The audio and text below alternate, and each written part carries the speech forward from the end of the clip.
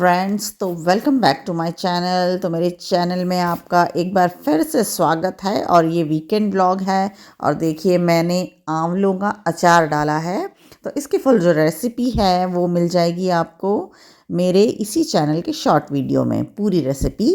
तो बना लिया था मैंने जो अचार है वो। उसके बाद में मैं बाहर आ गई थी क्योंकि बाहर काफ़ी अच्छे अच्छे बढ़िया बढ़िया गाने बज रहे थे, क्योंकि पास ही में मैरिज हॉल है और उसमें हो रही थी किसी की शादी के जो संगीत का प्रोग्राम था वो चल रहा था आज। तो वही देखने के लिए मैं छत के ऊपर चली गई और बहुत अच्छा सा जो सॉन्ग, संगीत, डांस वगैरह सब यहाँ से बहुत अच्छे से दिख रहा था, क्योंकि हमारे घर के सामने ही है मैरिज हॉल। तो वहाँ वो देख के एंजॉय करके फिर मैं आ गई थी नीचे। और क्योंकि रसोई क्लीन करनी थी मुझे, सारे बर्तन मैंने निकाल लिए थे, जितने भी बर्तन हो गए थे वो सारे निकाल के मैंने धोने के लिए लगा लिए थे कि धोऊंगी उसको करके। क्योंकि बेसिकली लास्ट जो वर्क होता है रसोई में रात का वो यही होता है, क्लीन करके रसोई को बर्तन वगैरह साफ़ सूफ करके अपना रख दें। देखिए, रात को मैंने जो अचार बनाया था वो कढ़ाई में ऐसे ही ढक के मैंने रख दिया था, क्योंकि गरम गरम तो मैं शीशी में भरूंगी नहीं, तो आज भरूंगी उसको दूसरे दिन। और मैं दही की मलाई निकाल रही थी और दही की मलाई को निकाल के मैं रख रही थी, क्योंकि दही से मुझे बनाना था जैसे राबड़ी यहाँ राजस्थान में बनती है बाजरे के आटे की, वो बनाना था, इसलिए मैंने मलाई वगैरह निकाल लिया था। और उससे पहले मैंने सोचा कि चलिए जार में जो है भर के अचार को और मैं इसको धूप में रखूँगी, 3-4 दिन के लिए धूप दिखाऊँगी और उसके बाद फिर मैं तेल भर के रख दूँगी। तो देखिए, मेरे 2 शीशी तैयार हो गए थे। ये जो हनी के बॉटल्स आते हैं उसको खाली करके मैंने धो धा लिया था और उसको सुखा लिया था अच्छे से और उसमें भर दिया था। और उसको मैं धूप में रख दूँगी 2-3 दिन, तो ख़राब नहीं होगा अचार, क्योंकि मुझे साल भर के लिए रखना है। तो दोनों बॉटल्स में काफ़ी अच्छे से आ गया था, तो रख दिया था मैंने। और फिर मैं अपने बालों को सुखाने लगी थी कि हेयर वॉश कर लिया था मैंने। और हेयर वॉश करने के बाद फिर स्वेटर जो है मैंने ऊपर थोड़ा सा डाल दिया था कि नीचे काफ़ी ठंडा ठंडा ऐसा लग रहा था, तो उसके ऊपर थोड़ा धूप लग जाएगा तो थोड़ा हल्का सा गर्मास आ जाएगा उसमें।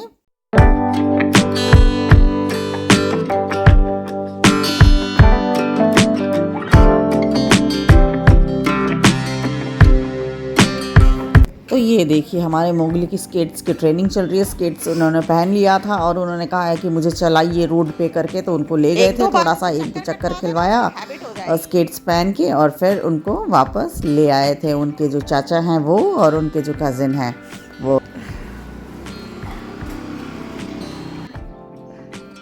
तो मोगली जी को स्केटिंग करने के बाद लग गई थी भूख, तो अपने कज़िन के साथ बैठ के देखिए कितने अच्छे से बैठ के खाना खा रहे हैं ये।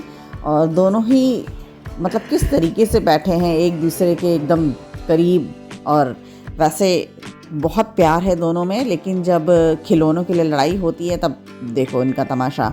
और फिर उसके बाद मैंने भी लंच कर लिया था। बालकनी में थोड़ी सी धूप आती है तो वहीं पे बैठ के मैं अपना जो है लंच कर रही थी और टीवी देख रही थी दोपहर में थोड़ी देर। और उसके बाद फिर चली जाऊंगी मैं छत पे अपना थोड़ा मतलब चटाई लगा के फिर वहीं पे दोपहर में रहती हूँ, क्योंकि धूप बड़ी अच्छी लगती। सर्दियों में धूप में अगर लेट जाओ हल्का सा खाना वाना खा के तो नींद भी थोड़ी सी बहुत अच्छी सी आती है। तो वहीं ऊपर ही मैं चली जाती हूँ और 5 बजे तक कम से कम ऊपर काफ़ी अच्छी धूप रहती है, तो वहीं पे रहती हूँ। उसके बाद फिर शाम को जैसे धूप कम होने लगती है तो ठंड शुरू हो जाती है, तो फिर वापस नीचे आ जाती हूँ मैं।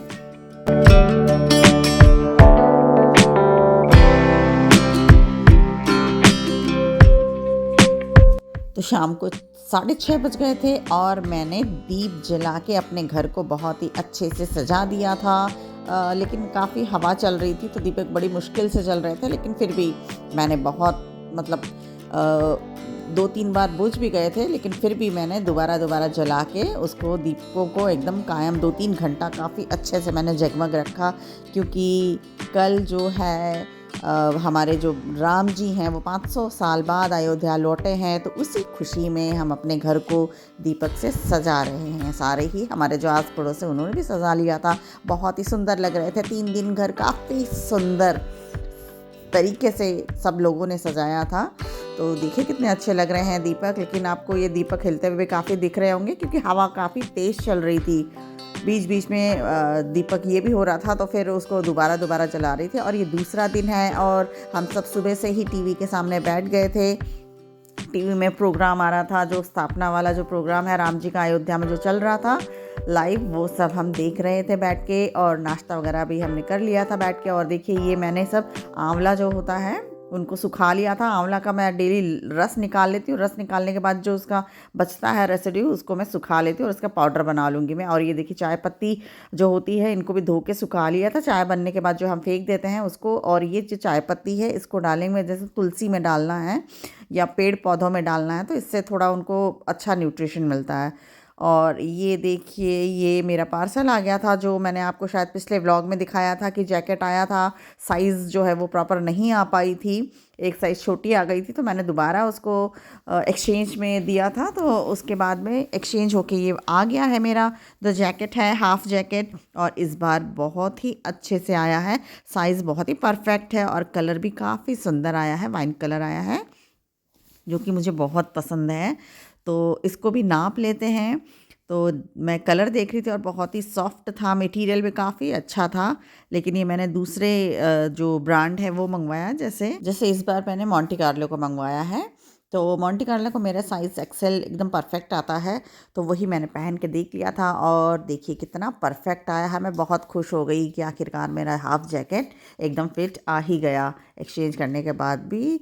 तो आप भी बताइएगा ये कलर और ये जैकेट मुझ पे कैसा लग रहा है फ्रेंड्स। तो thank you for watching and please subscribe to my channel.